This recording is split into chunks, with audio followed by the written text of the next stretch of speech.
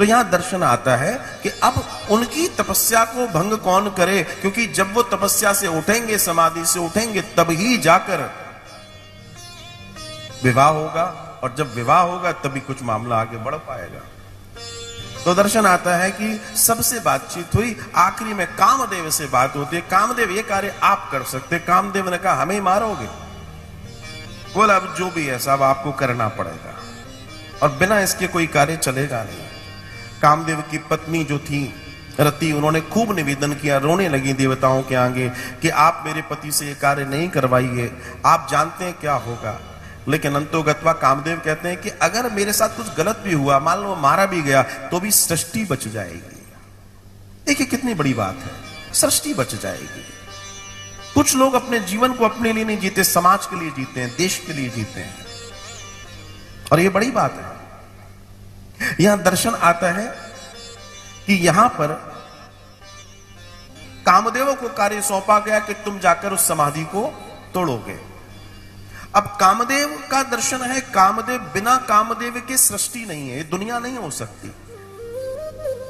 ये जितना आप देख रहे हैं, जितना भी आपकी आंखों से दिख रहा है, यहां तक कि हम स्वयं भी, ये भी काम के वजह से है, जिसे कई लोग नकारात्मक रूप से ले लेते हैं, लेकिन उसके बिना सृष्टि ही नहीं है। सृष्टि में बहुत बड़ा देवता है वो, जो भी है उससे है।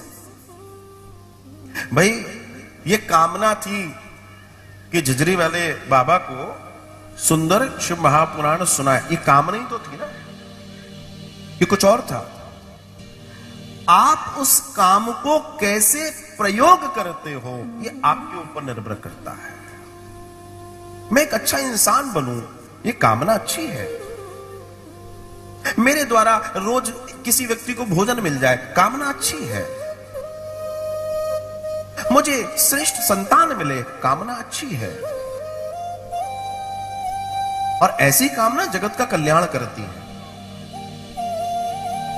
कामदेव को बोला गया, कामदेव तैयार हुए, कामदेव ने अपने बाण तीर तैयार किए, और कामदेव ने जाकर सोचा कि अब मैं क्या करूं। तो कहते हैं कि पहले कामदेव ने भगवान शिव का ध्यान किया।